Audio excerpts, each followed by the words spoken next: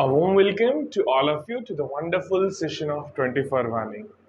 बहुत बहुत स्वागत है इस आज के सेशन में आप सबका। तो आज हम कंटिन्यू कर रहे हैं हमारे चैप्टर को, that is human health and disease. तो आज हम ह्यूमन हेल्थ एंड डिजीज के अंदर पढ़ने वाले हैं इम्यूनिटी की नेक्स्ट टॉपिक को। आज हम पढ़ेंगे अबाउट वैक्सीनेशन एंड इम्यूनाइजेशन क्या होता है।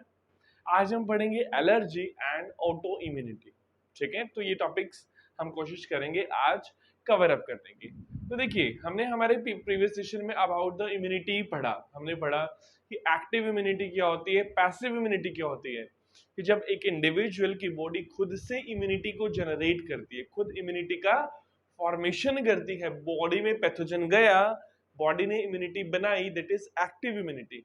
अगर रेडीमेड इम्यूनिटी दी जाए, जैसे कि एक बच्चे को कोलेस्ट्रम पिलाया जाता है, उसका मदर का मिल्क पिलाया जाता है, that is example of passive immunity.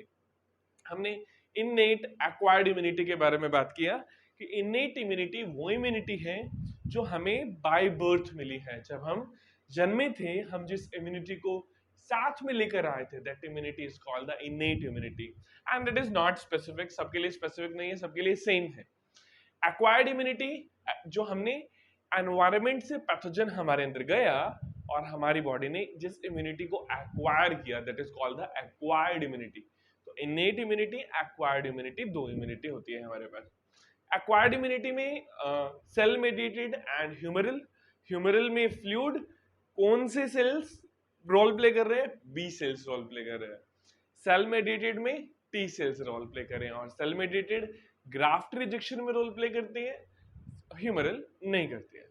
तो ये वाला हमने पढ़ लिया। तो आज हम अभी कंटिन्यू कर रहे हैं दिस टॉपिक को। The name of topic is vaccination and immunisation.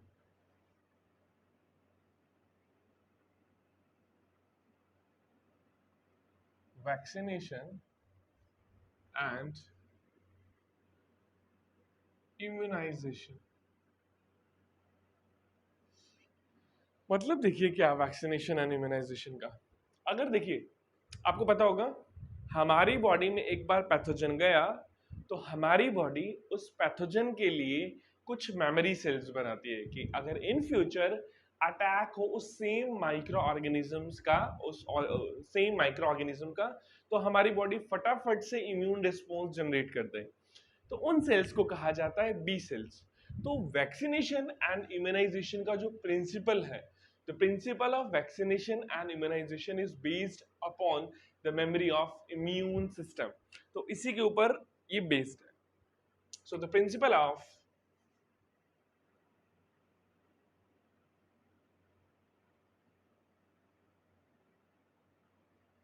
vaccination and immunization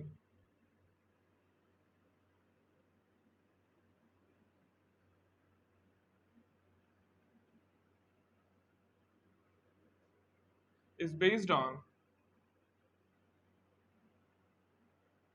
the memory of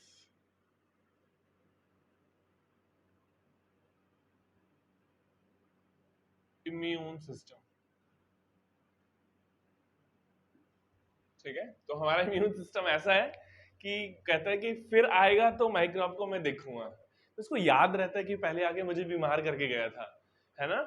तो मान लो बॉडी के अंदर माइक्रो ऑर्गेनिज्म गया, बॉडी को बीमार कर दिया, तो बॉडी कहती है दोबारा आइयो माइक्रो ऑर्गेनिज्म, फिर मैं तुझे देखूंगा। तो वो मेमोरी बना के रखता है हमारा इम्यून सिस्टम। वही प्रिंसिपल है वैक्सीनेशन एंड इम्यूनाइजेशन का। देखिए, फॉर एग्जाम्पल एक इंडिविजुअल है, दिस इज एन इंडिविजुअल,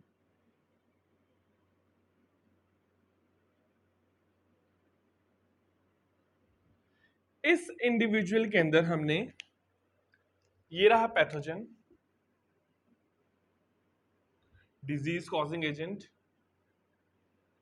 हमने इस पैथोजन को वीक कर कर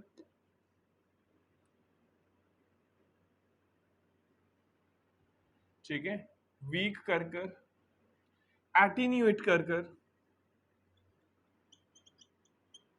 शांत कर कर, मतलब कि heat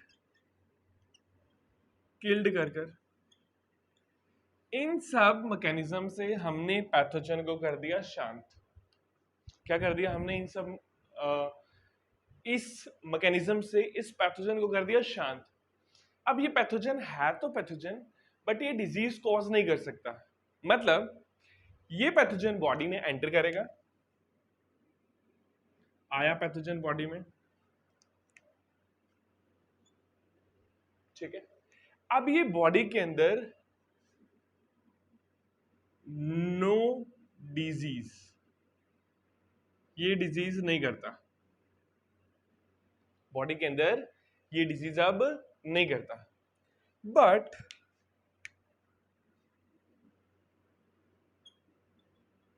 awake the immune response,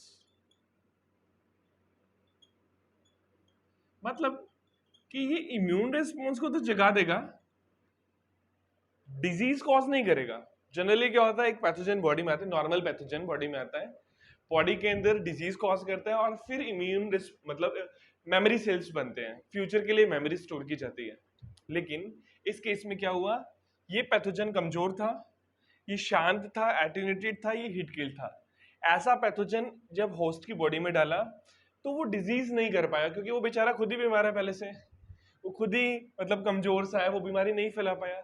लेकिन उसने हमारी बॉडी के अंदर इम्यून रिस्पॉन्स को जनरेट कर दिया, उसने मेमोरी सेल्स बना दिए। क्या बना दिए? मेमोरी सेल्स बना दिए। इसी चीज को यूज किया जाता है, इसी फिनोमेनन को यूज किया जाता है वैक्सीनेशन एंड इम्यूनाइजेशन के अंदर। इसी चीज को यूज किया जाता है वैक्सीनेशन एंड इम्यूनाइजेशन के अंदर। अब कैसे? फॉर एग्जाम्पल अगर हम बात करें टेटनस की, ठीक है, in case of tetanus,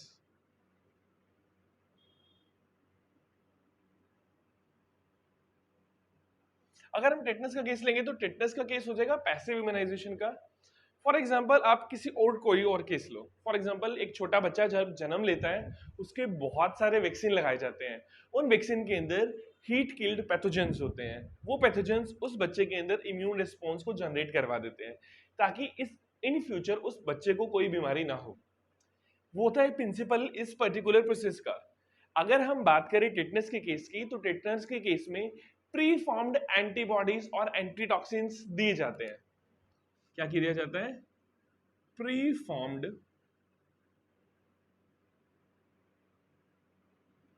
antibodies और एंटीटॉक्सिन्स, कि पहले से एंटीबॉडी बना रखी है, एंटीटॉक्सिन बना रखा है। फॉर एग्जाम्पल हम कहते हैं टेटनस का इंजेक्शन लगवा के लाओ, उसका मतलब क्या है कि हमारी बॉडी पे कुछ लगा, लोहे की कोई चीज लगी, उस लोहे की चीज पे हो सकता है टेटनस कॉज करने वाला पैथोजन बैठा हो। टेटनस कॉज करने वाला पैथोजन क्लोस्ट्रीडियम टेटनी होता है। वो टेटनस वाला बैक्टीरिया अगर हमारी बॉडी के अंदर चला गया तो वो हमें बीमार कर सकता है। तो पहले से ही जैसे ही टेटनस वाला बैक्टीरिया हमारे अंदर गया, हम एंटीबॉडीज या एंटीटॉक्सिन्स, ठीक है, एंटीबॉडीज या एंटीटॉक्सिन डॉक्टर के पास जाएंगे, उसको कहेंगे हमें टेटनस का इंजेक्शन लगा दो। जब वो टेटनस का इंजेक्शन हमारी बॉडी के अंदर लगाएगा तो हमारी बॉडी के अंदर पहले से बनी हुई एंटीबॉडीज या एंटीटॉक्सिन्स चले जाएंगे, ठीक है। अब यहाँ पे एंटीटॉक्सिन का क्या मतलब है? Preparation, that particular preparation that contain antibody for to the toxin, ठीक है, preparation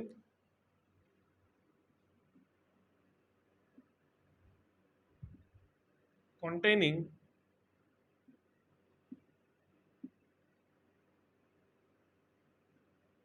antibody for toxin। तो उस इंडिविजुअल के अंदर एंटीटॉक्सिन डाल दिया जाएगा, एंटीबॉडी डाल दी जाएगी और उस बंदे को टेटनस नहीं होगा, ठीक है। ये टेटनस का। इवन अगर हम बात करें स्नेक बाइट्स के केस में,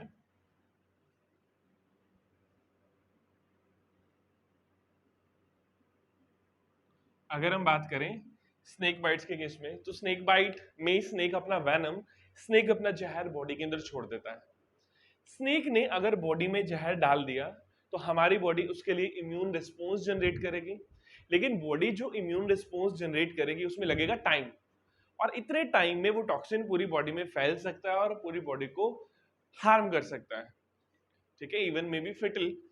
तो स्नेक बाइट के केस में क्या किया जाता है? इंजेक्शन दिया जाता है पेशेंट को जिसमें प्री फॉर्म्ड एंटीबॉडीज होती है, ठीक है। सो This particular, in case of snake bites, injection is given to the patient. Injection is given to the patient. Patient को क्या दिया जाता है? इंजेक्शन दिया जाता है, which contain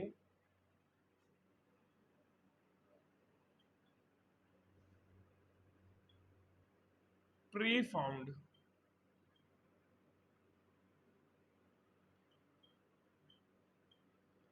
antibodies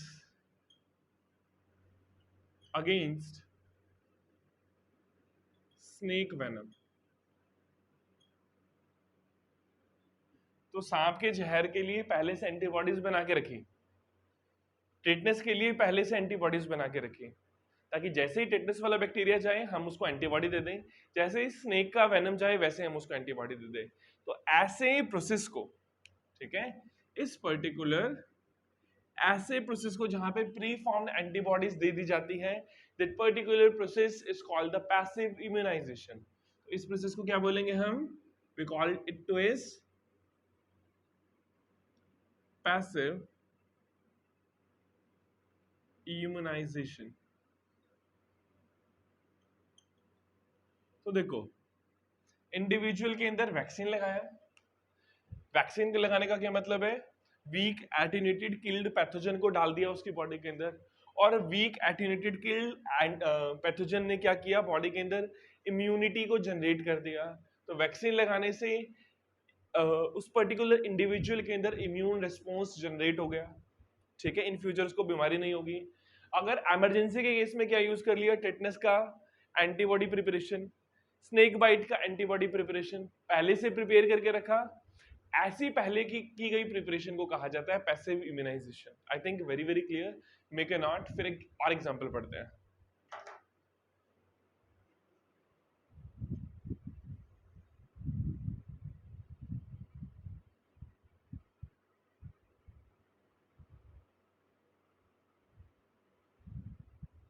I hope note हो गया होगा, है ना?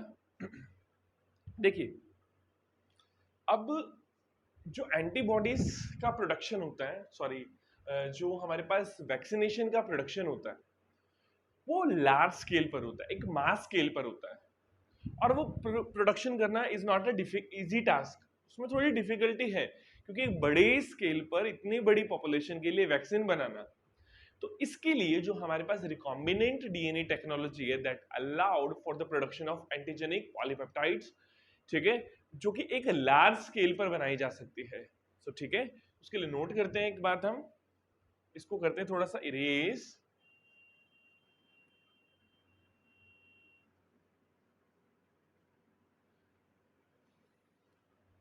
तो बात करते हैं रिकॉम्बिनेंट डीएनए टेक्नोलॉजी की।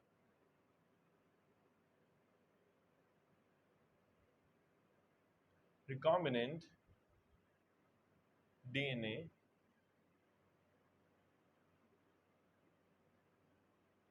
टेक्नोलॉजी, जो हमारे पास डीएनए रिकॉम्बिनेंट टेक्नोलॉजी है, रिकॉम्बिनेंट डीएनए टेक्नोलॉजी है, इसने अलाउ किया कि production of antigenic polypeptides of the pathogen, ठीक है, is allowed, the production of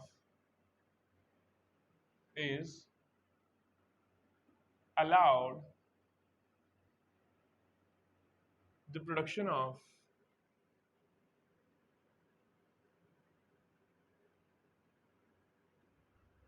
polypeptide antigenic preparation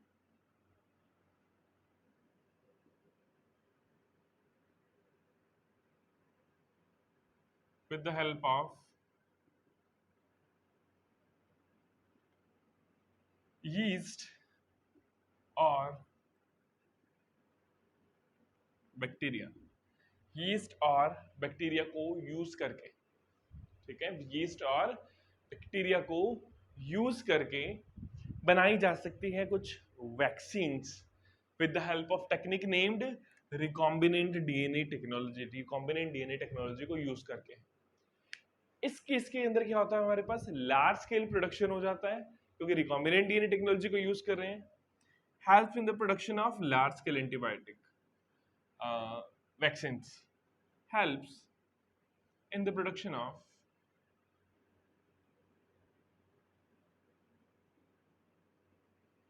large scale vaccine. तो एक इसी से हम बड़ी स्केल पर, लार्ज स्केल पर वैक्सीन का प्रोडक्शन कर सकते हैं, ठीक है। और कौन करवा रहा है? Recombinant DNA technology. और आपने एक बात याद रखनी है कि हेपेटाइटिस बी का जो वैक्सीन है वो यीस्ट से प्रिपेयर किया जाता है।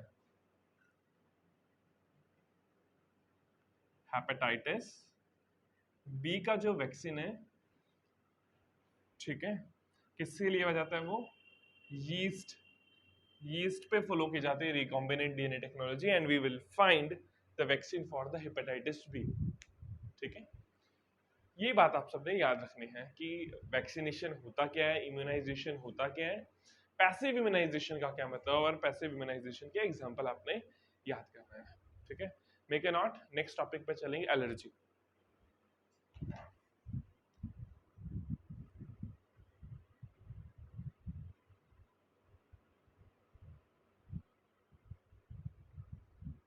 चलिए अब बात करते हैं हम एलर्जी की। What is allergy?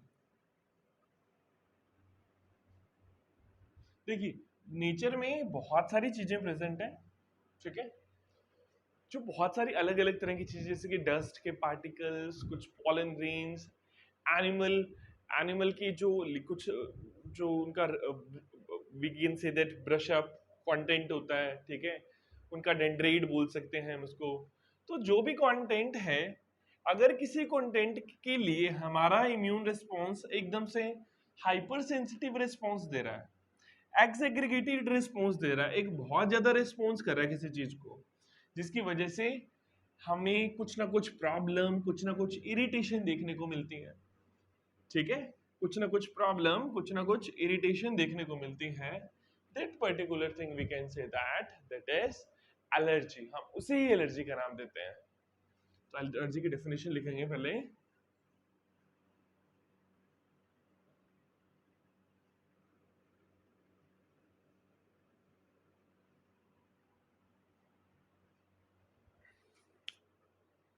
Allergy,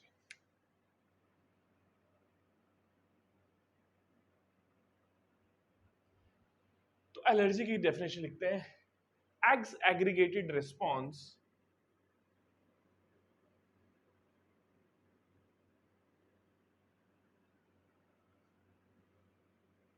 of immune system. बहुत ज्यादा तेज रिस्पॉन्स किसका? इम्यून सिस्टम का, टू सर्टेन एंटीजेंस। बाहर की कोई भी चीज हमारी बॉडी के अंदर जाएगी, बिहेव करेगी as antigen. So immune system to certain kind of antigen,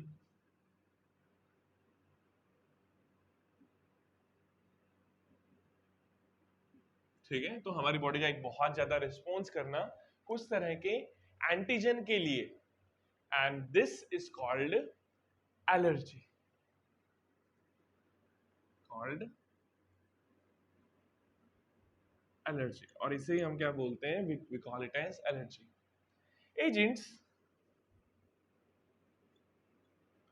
which cause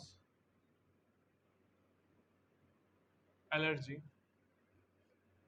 agent जो क्या कॉज करता है?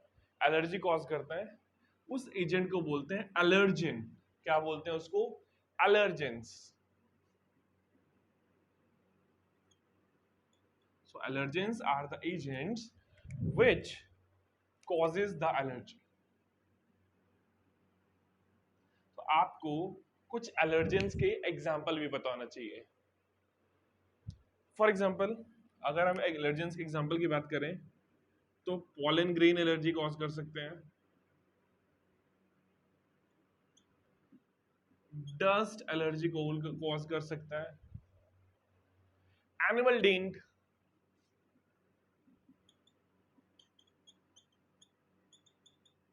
एलर्जी कॉज कर सकता है।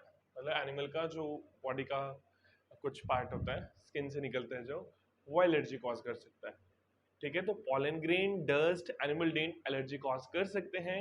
और जो कॉज एलर्जी करते हैं उन्हें एलर्जन बोलते हैं. So agents which cause allergy are called the allergens. अब क्या देखने को मिलेगा जब हमें एलर्जी हो जाएगी? सिम्टम्स की अगर हम बात करें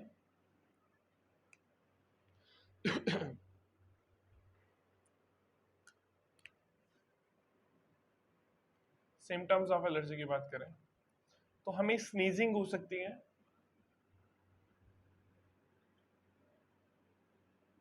रनी नोज हो सकती है, रेड आईज हो सकती हैं, छींक आना, नाक बहना, आंख का लाल हो जाना, डिफिकल्टी इन ब्रीदिंग,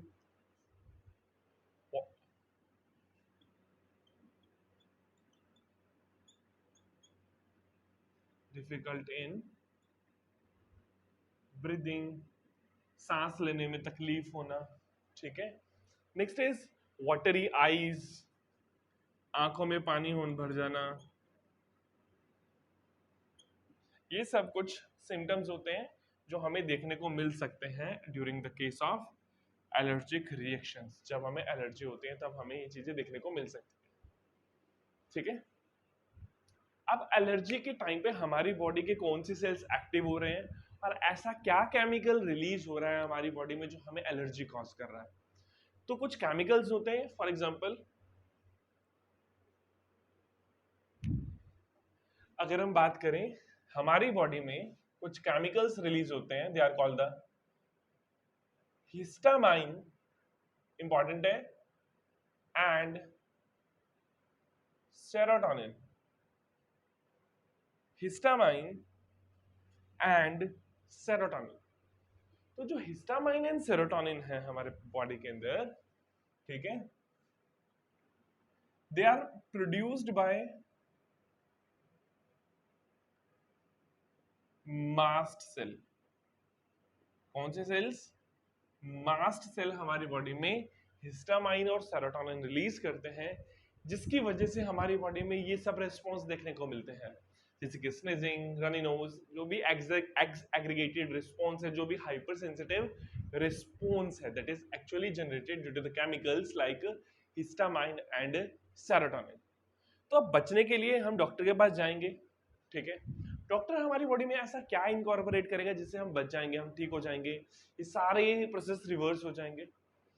तो ड्यूरिंग प्रिवेंशन, ठीक है, ड्यूरिंग ट्रीटमेंट, ट्रीटमेंट के टाइम पे डॉक्टर हमें क्या देगा? डॉक्टर हमें देगा anti histamine,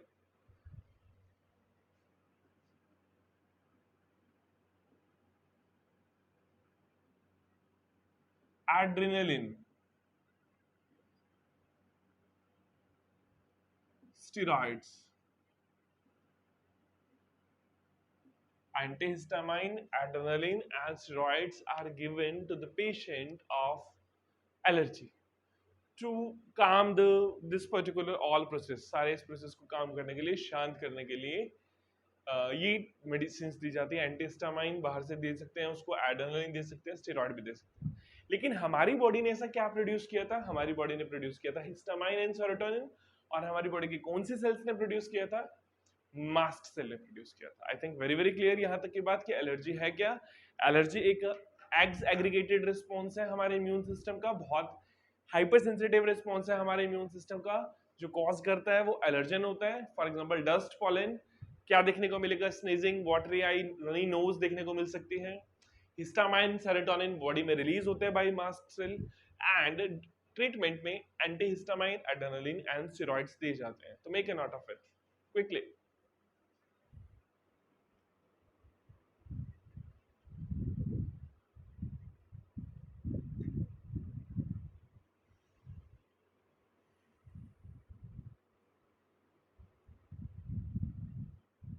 I think done with it.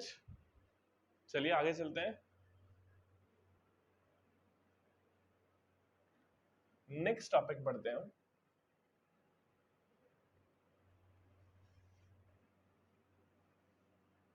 That is auto immune disease.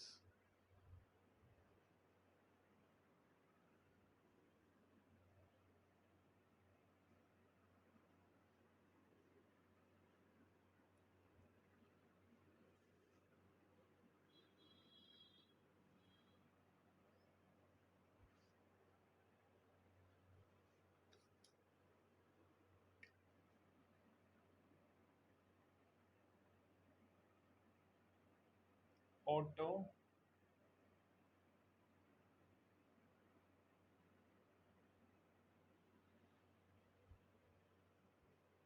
Auto immune disease. देखो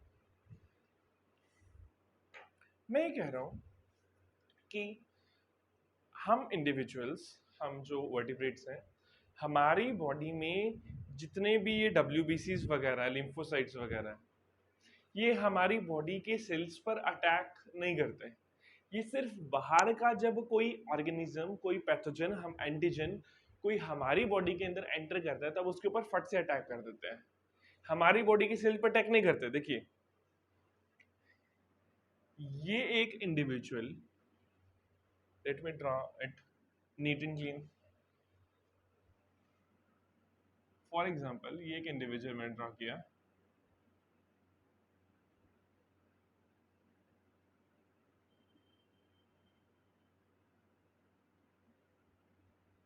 ठीक है।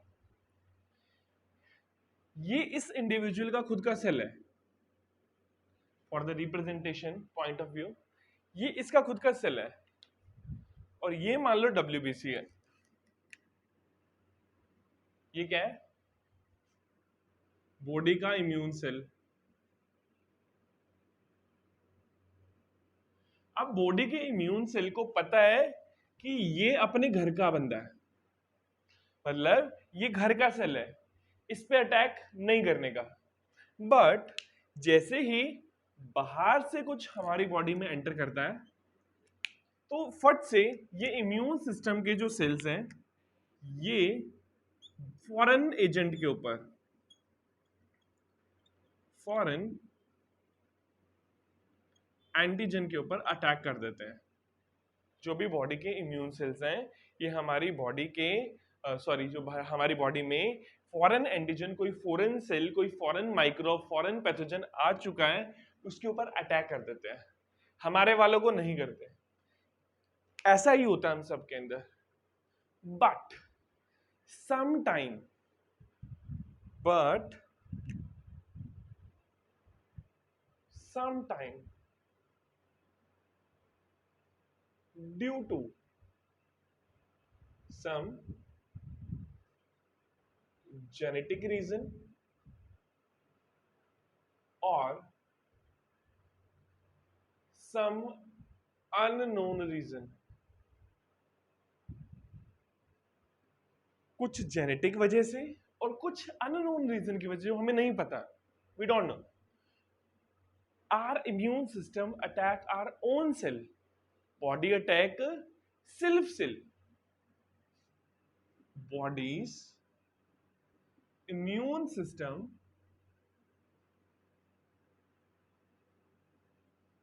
Attack self cells. बॉडी के इम्यून सिस्टम सेल्फ के सेल को, खुद के सेल पर अटैक करना स्टार्ट कर देता है, ठीक है। और रीजन या तो जेनेटिक होता है या अननोन रीजन होता है, we don't know the reason और जेनेटिक रीजन।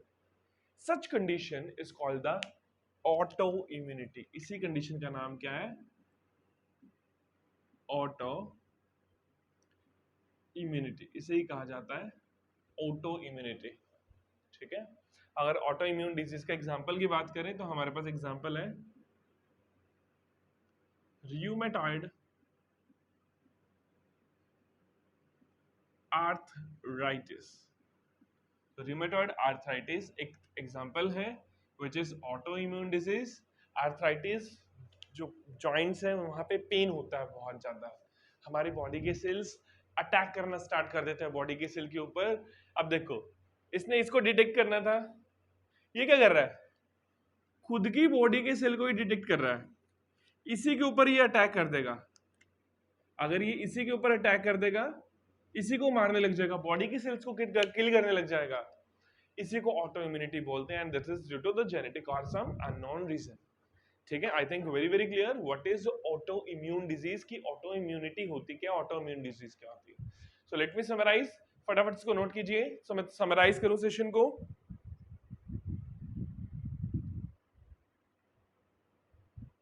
हो गया होगा नोट? तो देखिए आज के सेशन में हमने वैक्सीनेशन एंड इम्यूनाइजेशन कहा। हमने देखा कि जो हमारी बॉडी में बेसिकली जो मैकेनिज्म है, मेमोरी ऑफ इम्यून सिस्टम है, उसी का यूज कर कर वैक्सीनेशन एंड इम्यूनाइजेशन किया जाता है। एक बॉडी के अंदर, एक हॉस्ट के अंदर weak attenuated heat killed pathogen डाल दिए जाते हैं जो कि डिजीज तो कॉज नहीं करेंगे लेकिन इम्यून रिस्पॉन्स जनरेट कर देंगे। That is vaccination and immunization. Vaccination करोगे बॉडी में इम्यूनिटी जनरेट हो जाएगी, सिंपल सी बात है। टेटनस के केस में प्रीफॉर्म्ड एंटीबॉडीज या एंटीटॉक्सिन डाले जाते हैं। स्नेक बाइट के केस में प्रीफॉर्म्ड एंटीबॉडीज डाली जाती है जो कि स्नेक के अंदर बनाई जाती है, स्नेक के वेनम के लिए बनाई जाती है, सॉरी, ठीक है, स्नेक के वेनम के लिए प्रीफॉर्म्ड एंटीबॉडीज बनाई जाती है, वो स्नेक बाइट के केस में दी जाती है। रिकॉम्बिनेंट डीएनए टेक्नोलॉजी को यूज किया जाता है for the production of antigenic polypeptide for the pathogens, ठीक है। और उनको किस में प्रिपेयर किया जाता है? बैक्टीरिया एंड यीस्ट में प्रिपेयर किया जाता है। रिकॉम्बिनेंट डीएनए टेक्नोलॉजी को यूज कर कर एक लार्ज स्केल पर प्रोडक्शन किया जा सकता है। हेपेटाइटिस बी की वैक्सीन यीस्ट के अंदर बनाई जाती है। एलर्जी के लिए हमने पढ़ा कि एक एग्रीगेटेड रिस्पॉन्स है इम्यून सिस्टम का और उसे ही एलर्जी बोला जाता है, जो हाइपर सेंसिटिव रिस्पॉन्स है हमारी बॉडी का, कॉज करने वाला एलर्जन एंड डस्ट के पार्टिकल और पॉलन या फिर कुछ और चीजें भी एलर्जी कॉज कर सकते हैं। During the allergy sneezing, watery eye, runny knows, difficulty in breathing, ऐसे सिम्टम्स देखने को मिलते हैं। हमारी बॉडी हिस्टामाइन एंड सेरोटोनिन जैसे कुछ केमिकल्स रिलीज करती है, स्पेशली बॉडी के मास्ट सेल्स। हम बाहर से उसको ठीक करने के लिए जो ट्रीटमेंट लेते हैं, इन केस उसमें क्या होता है, एंटीहिस्टामाइन, एड्रेनलिन हार्मोन हो सकते हैं और कुछ स्टेरॉइड्स हो सकते हैं। फिर हमने पढ़ा auto immunity. Body normal case के अंदर हमारे सेल्स को कुछ नहीं कहती, बाहर से कोई आता है उसके ऊपर अटैक करती है। ड्यू टू अननोन रीजन और सम जेनेटिक रीजन हमारे खुद के सेल्स पर इम्यूनिटी अटैक करना स्टार्ट कर देती है। That is auto immune disease, उसको ऑटो इम्यून डिजीज बोलते हैं। उसका एग्जांपल है रूमेटॉइड आर्थराइटिस, ठीक है। तो that's all for our today's session. Next session के अंदर लिम्फोइड ऑर्गन्स की बात करेंगे। तब तक यहाँ तक सब कुछ कवर कर लेना है, याद कर लेना है। And stay safe, stay healthy and bye bye.